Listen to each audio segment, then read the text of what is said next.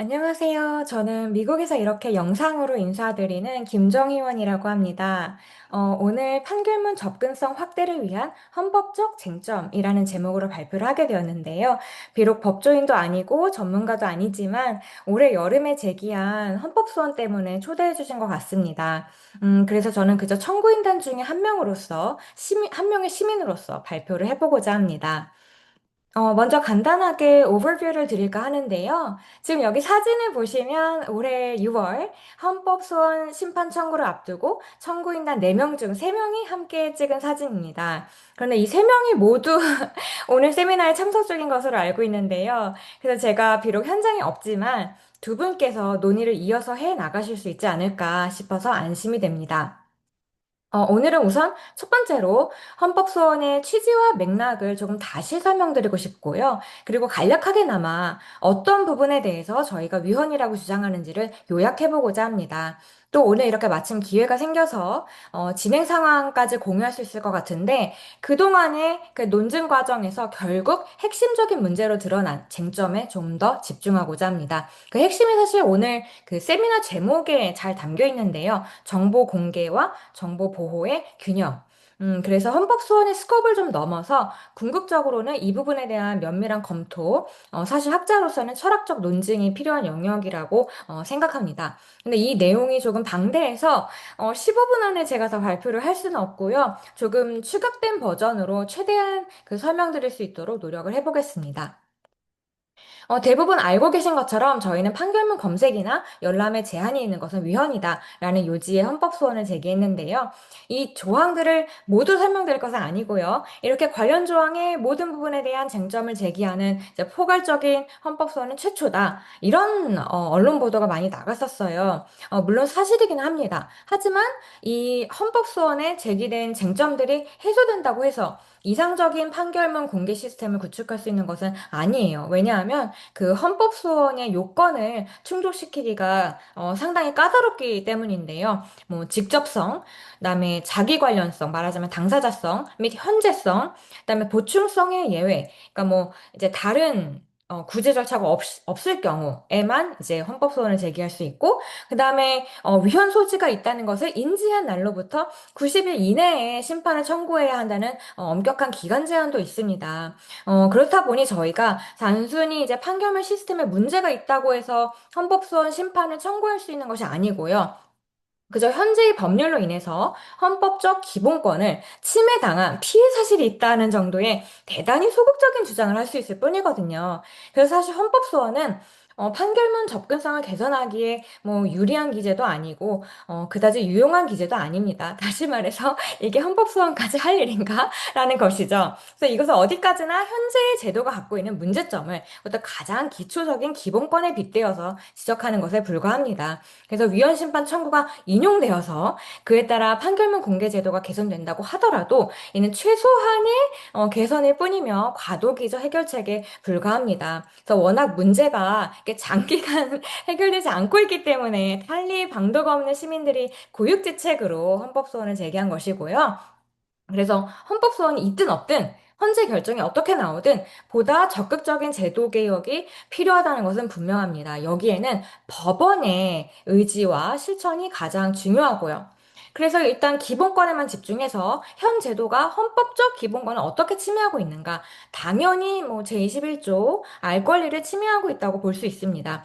저희가 이제 헌법소원이 요구하는 당사자성 때문에 21조에 관해서만 문제를 제기했지만 실제로는 제21조 공정한 재판을 받을 권리, 또 제9조 재판의 심리와 판결을 공개한다. 이런 부분도 충족되지 않다고 볼 수 있겠죠. 그런데 이 부분에 대해서 저희가 위헌 심판을 청구하려면 현재 재판을 받고 있는 사람 중에서 예전 판결문을 도서관에 가서 받아봐야 하는 그런 당사자를 섭외해야 되기 때문에 못한 것이죠. 그래서 21조 알 권리에 한정해서 구체적으로 시스템에 어떤 위헌 요소가 있는지를 정리한 것이 저희 헌법 소원입니다. 아마 법원, 도서관, 특별 열람실의 입장 제한에 대해서는 알고 계신 분들도 많을 텐데요. 모든 시민이 모든 판결문 데이터베이스에 접근할 수 있는 게 아니에요. 1호, 2호, 3호. 이렇게 등급이 나누어져 있고, 이 사람들만 입장을 할 수가 있습니다. 1호의 경우에는, 이제 법원 도서관장의 승인이 필요하다는 그런 조항이 없고요. 근데 2호와 3호에는 그런 별도의 조항이 추가되어 있고, 근데 하지만 이렇게 1호, 2호, 3호에 마침 해당이 되어서 입장이 가능하다고 하더라도 열람 시간 제한도 있고, 또 주어진 용지와 필기구를 사용해서 사건 번호만 기록할 수 있고, 이런 종류의 과도한 제한 사항이 있습니다. 저희는 이것이 위헌이라고 주장을 하고요.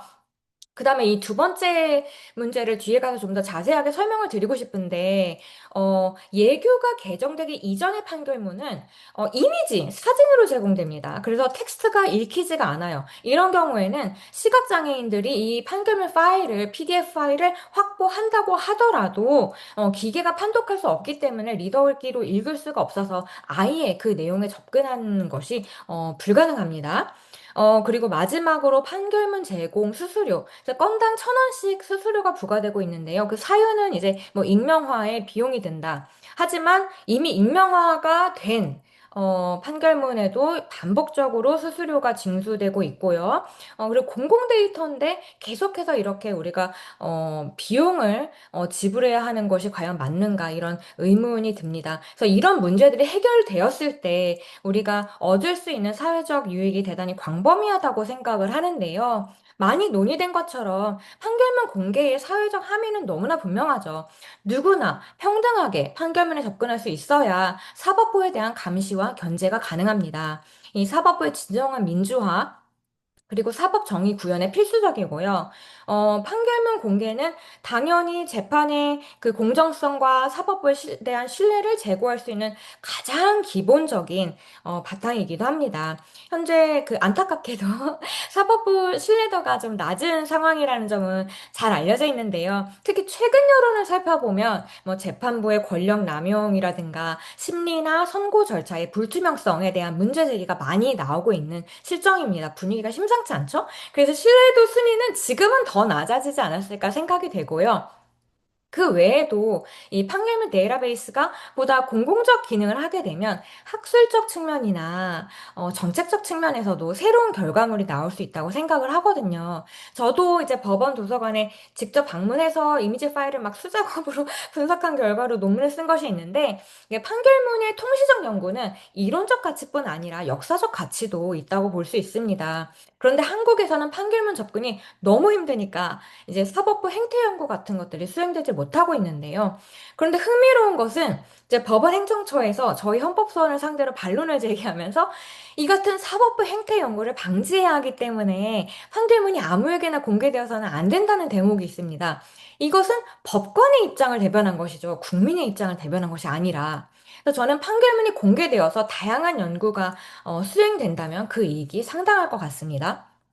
그리고 마지막으로 공공 데이터를 공개하면서 장애인을 차별하지 않도록 구체적인 장치를 마련할 필요가 있습니다. 이렇게 저희 헌법소원 그 이해관계인들의 반론을 살펴보면 중요한 쟁점들이 드러나는데요.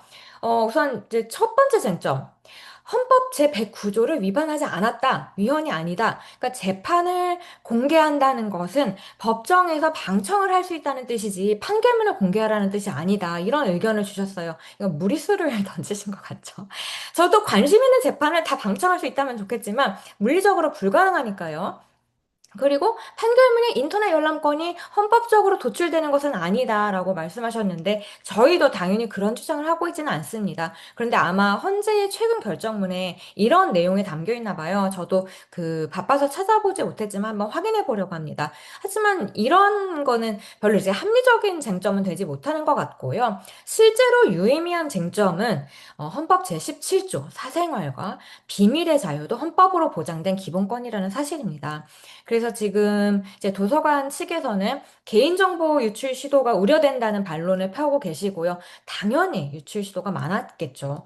그렇지만, 그 이유 때문에 1호, 2호, 3호 등급제를 설정해서 불평등한 열람 권한을 부여하는 행위가 정당화되지는 않습니다. 여전히 위헌이라고 보고요. 또 당연히 모든 개인은 개인정보 자기결정권, 프라이버시권, 잊혀질 권리 이런 것들을 가지겠죠. 하지만 자신에 관한 정보의 그러니까 공개와 이용 범위를 스스로 결정할 권리가 판결문에 적용된다고 보시나요? 그러니까 당사자들이 비공개를 원하면 법원이 따라야 할까요? 저는 지금도 판결문이 당사자의 요구로 비공개되는 경우가 상당히 많다고 생각합니다. 예를 들어 성폭력 가해자들.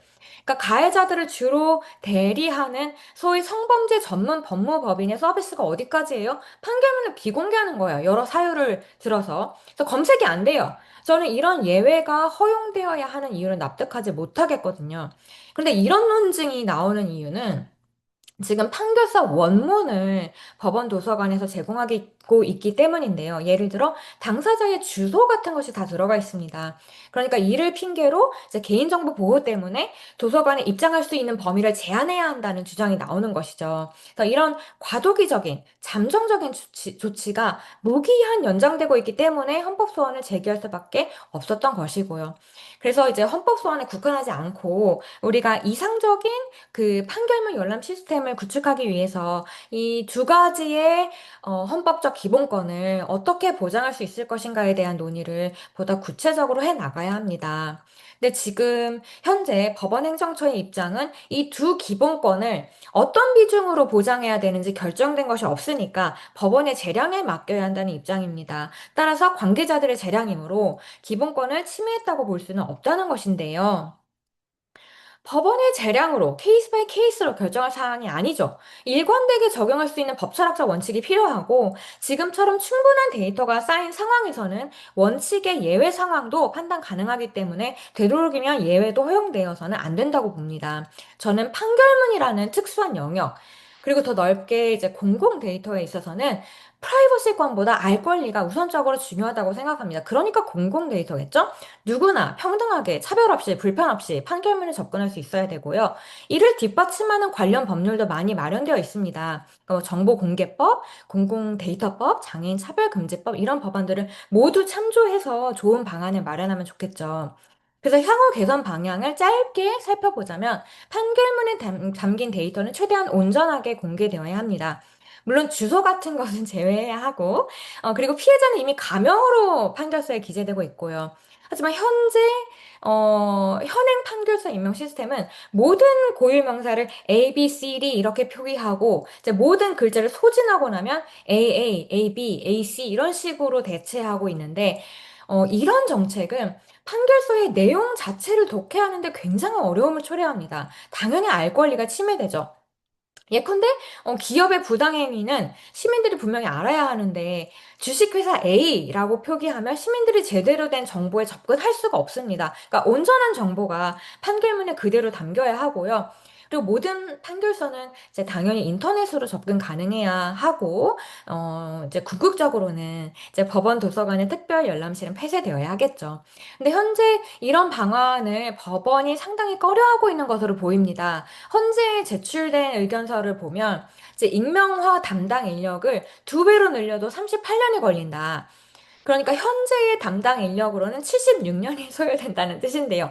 76년이라면 그럼 이번 생에는 판결문이 공개되는 걸 볼 수가 없는 걸까요?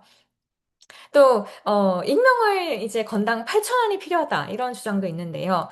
그러니까 고유명사, 모든 고유명사를 이제 익명 처리하지 않으면 되겠죠? 그래서 이런 작업은 충분히 기계가 아주 저렴한 비용으로 신속하게 처리할 수 있을 것으로 생각됩니다. 그래서 이 숫자에 대한 반론을 제기할 수 있는 분은 저에게 연락을 좀 주시면 감사하겠습니다. 그리고 하급심 판례 공개, 이거는 이미 입법이 잘 추진되고 있는 것 같고요. 그리고 판결문의 제공 형태는 액세서블 PDF이거나 뭐 기타 문서 파일이거나 아니면 캐나다처럼 아예 그 웹페이지로 공개를 하는 방법도 있겠죠? 근데 이 액세서블 PDF에 대해서 정말 짧게라도 제가 말씀을 드리고 싶은데요. 지금 법원에서 이미지를 텍스트로 변환하는 자체 프로그램을 개발하셨다고 하는데 이미 여러 좋은 기술이 나와 있습니다. 그러니까 솔직히 말씀드리면 그러니까 디지털 접근성에 있어서 그 대한민국은 너무나 뒤처져 있는데요. 그러니까 미국의 경우 내년 4월부터 모든 공공기관, 여기에는 대학까지 포함되는데, 모든 공공기관은 그것이 파일이든, 모바일 앱이든, 웹페이지든, 접근성 표준을 따른 형태로 제공해야 돼요. 이건 Federal Law이기 때문에 반드시 따라야 하는 규정입니다. 그런데 Accessible PDF는 단순히 텍스트를 긁을 수 있는 PDF를 뜻하는 것이 아니에요. 그건 일반 PDF고요. 문서 구조화 정보를 기계가 인지할 수 있는 파일을 뜻하죠. 그러니까 예컨대 텍스트를 그냥 순차적으로 읽어버리면 본문과 각주의 구별이 불가능하죠. 구조화 정보가 없으면. 그러면 시각장애인들은 본문의 내용이 끊긴 채로 이제 갑자기 각주가 중간에 끼어드는 형태로 문서를 읽게 되는 것이죠. 그러니까 이런 게 사소한 문제라고 생각하는 분들이 계실지 모르지만 만약 내가 그렇게 책을 읽어야 한다고 생각해 본다면 누구도 그렇게 글을 읽고 싶지는 않겠죠. 그래서 사실 기술적인 부분은 뭐 마이크로소프트나 어도비 등등 이렇게 글로벌 기업들이 많이 해결했기 때문에 한국에서는 디지털 접근성에 대한 사회적 인식을 제고하는 것이 정말 중요한 과제라고 생각합니다. 그러니까 판결문을 액세서블하게 만들어야 한다는 인식 자체가 없는 것. 그래서 판결문을 포함한 공공 데이터 제공에 있어서도 궁극적으로는 접근성을 보다 확충하는 방향으로 나아가야 할 것입니다. 그래서 지금 법원은 우리는 공공 데이터법을 적용받는 기관이 아니다 이렇게 주장을 하고 있는데 법안에 좀 명시를 할 수 있었으면 좋겠고요. 이 외에도 이제 개선 방향은 더 많이 논의되어야 할 텐데 아마 토론 자리에서 훨씬 더 충실한 논의가 이루어지지 않을까 생각을 합니다. 이것으로 제 발표를 마치려고 하고요. 관련해서 피드백을 주실 수 있는 분들은 여기에 나와 있는 제 이메일 주소로 연락을 주시면 좋겠습니다. 경청해 주셔서 감사합니다.